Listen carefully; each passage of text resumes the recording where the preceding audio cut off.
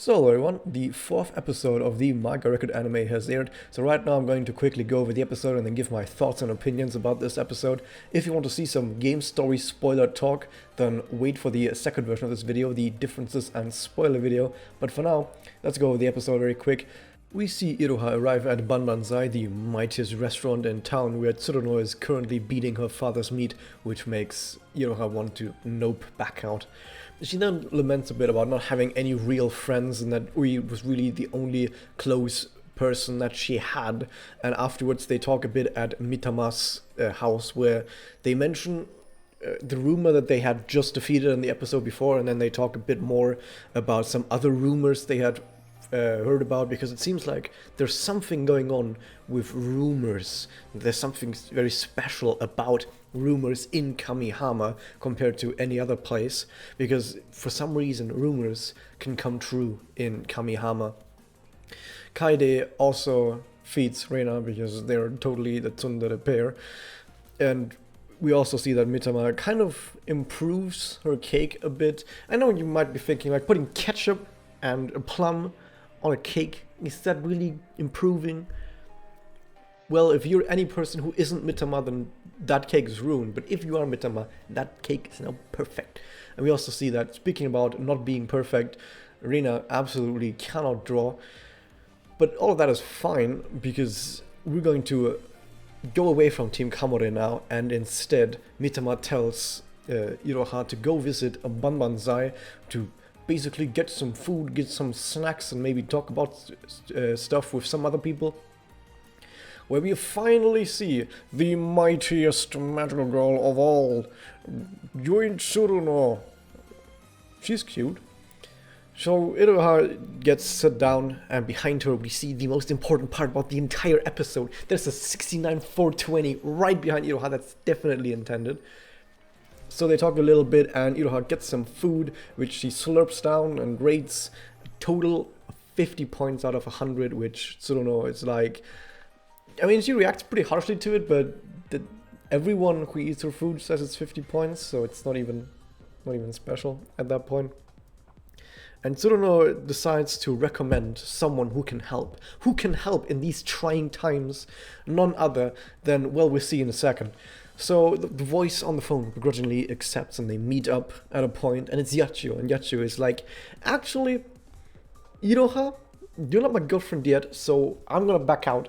But Tsuruno is just too adorable for Yachio to say no to, so they sit down and they talk a bit more about some rumors. And the one rumor that they talk about in more detail is the rumor of the Seance Shrine, where apparently you can meet a person from your past. However, once you meet that person, you will then be trapped in the rumor forever. Oh no.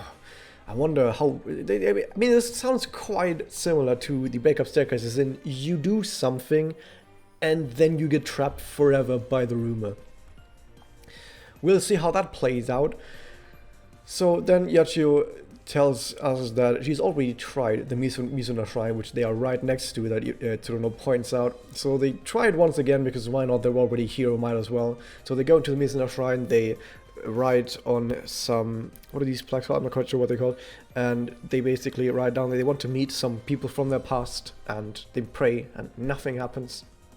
So I guess it's not the Mizuna Shrine, eh? So instead they find this stamp collecting event where they have to go to different places that are all themed after this story of these tragic lovers. And Yachio tells us the story about the woman who lost her lover, and then she prayed for 1,500 days, and then her lover came back. But as it turns out, as Yachio tells us, there's no easy and simple way to resurrect someone. What's past is past. And she also tells us that in order to arrive at this goal, the woman sacrificed many people to the gods in order to make this happen. You know, the kind of story you would tell your children. So we also notice that Yachio and Tsuruno, they used to be good friends once, but something happened, I guess, at some point. And I mean, they're still friends to some degree, but it seems like the good days are over, apparently. So after having been fruitless in their efforts, they kind of want to go home, but at the same time, Yachio, she sees a marketplace, the supermarket, and she goes, "Oh my god, time sale. So she jumps into the supermarket, gets everyone to help out because it's time sale time with 10 times the points. So she goes shopping and she's like, hey, pasta is pretty good and you need to get all those points, but hold up, because there's a witch around. So they fight Candy, the bunny witch, which we've already seen a bunch in the opening, or just in general at the beginning of episodes when we see Iroha lying in her bed and she has this little plush doll. That has a plush that looks very much like Candy. So now it's time to fight Candy. And Iroha is like, I'm strong, I can fight too. So she acts like she fights, but does pretty much nothing because Iroha is still terrible. But don't worry, because Tsuruno, the mightiest magical girl of all, is here. And she is fired up and wants to go ham. And Iroha supports her and she connects with Tsuruno, which turns Tsuruno into the shooting star Tsuru rocket, which instantly destroys the witch. I'm not even sure that's an attack. Well, it is now. So the witch, once again, doesn't really do much once a connect happens or once anyone shows up that's actually like strong. So they beat the witch, and Yachio realizes an important thing, which is that she just passed up the opportunity for the time sale. But she also realizes something else, which is that timing might be very important. So she goes back to the Mizuna shrine with the idea that maybe the timing was wrong, and now that it's night, since the story was about the woman praying at nighttime, she goes back to the shrine at night together with everyone. They jump into the shrine and the Uwasa, the rumor barrier, appears, the rumor labyrinth. I don't actually know what they call it yet because I haven't given it a name, not that it really matters. So they go through the motions. Tsuruno gets held back because she didn't write a name on the plaque, and Iroha and Yachio have entered the rumor where they are now confronted with both Mifuyu and Ui. And at this point, the episode is over. Yeah, we don't get to see what happens next because you're gonna have to wait another week to see what's going on. Who is Mifuyu? What's going on with Ui? Why is she there? Is Tsuruno gonna be fine? Well, for that, we're gonna have to wait until next week. And there's also an end card that I'm not gonna show right now because this end card is actually quite the bomb. So instead, I'm gonna keep the end card for the spoiler review. Now, what do I think about this episode? This episode was actually pretty good. There's a lot of stuff that happened in this episode, and I already told you that there are a lot of differences. Actually, I didn't already tell you, but there are a lot of differences between this and the game. There's like massive changes that they did once again to the entire story. So if you want to head over to the spoiler review once that part is out, the differences part, it's going to be in the description if it's already out. But for now, let's just talk about the episode itself. So they did go rather quickly through a lot of plot points. They talked just very quickly about what happened last episode.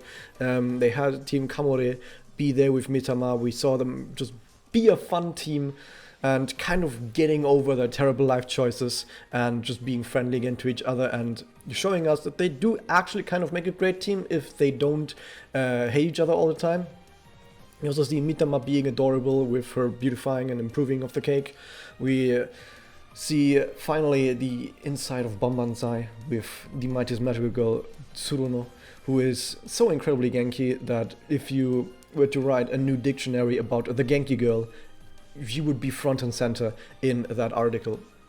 So in general, it's rather lighthearted, it's very friendly and fun and nice for the most part, but while we see all of these hijinks going on of the anime bringing these characters closer to us, being like, hey, this is Tsuruno, they're not just telling us, hey, Tsuruno is like this, they're giving us a lot of scenes where even if she's not currently in the spotlight talking, we still see her going around at the side of the scene, in the background, doing something else, and we can get to understand who Tsuruno is, and more importantly, we get to love Tsuruno while all of this is going on.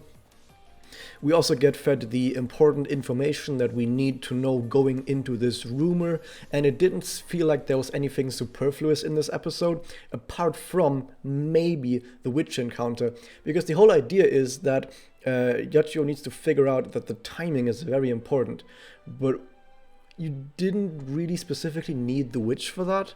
But I guess the thing about witches and Magia record is that witches aren't really something that's supposed to be any sort of hurdle whatsoever, because these magical girls are pretty strong and they always fight in a team. So strong magical girls fighting in a team, witches are just not going to be an issue, especially when you have something like Connect being able to turn people into space rockets. Witches just can't really do anything at that point anymore, so it's fine that they just explode at the same time. And even though it makes sense that witches explode that easily, it also makes you think like, okay, but then what's the point of even having witches at that point, other than they look cool? But yeah, I mean, them looking cool is already something that makes me say, you know what, it's fine that they're in there. I wouldn't have taken the witch out, but strictly speaking, from a writing standpoint, it is a bit questionable at this point why we see witch encounters sometimes, if they are just over in like 10 seconds because someone connects and then they're dead. But that said, I guess overall I would say a lot of stuff happened. We still got, even though a lot of plot points happened, we still got to see the characters in action together with each other and got closer to these characters, who these characters are. So I said earlier in episode 3 review, I think it was, that they focused a bit too much on the characters and not much on the actual plot that was going on. And so we had a lot of time dedicated in that episode talking all about the characters all the time, and the sort of rumor stuff was just pushed to the side until the end, where they just defeat the rumor. But in here, while we still didn't get that much more about the mechanics behind what even are rumors and why are they here, why do they come true, we didn't really get too much more into that. We still got the idea that, of course, this arc has a story, and they're furthering that story with each scene that's going on. They're still trying to figure out what's going on step by step, while at the same time we also have the characters having their own scenes.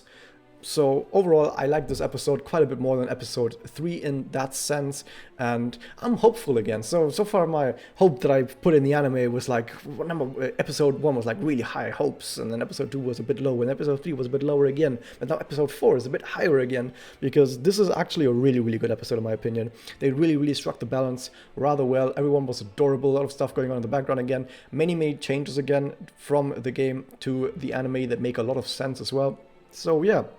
Overall, I liked it a lot, and once again, if you want to see the differences and spoiler stuff, click the link in the description if it's out yet, and I'll see you guys next time. Don't forget to leave a subscribe.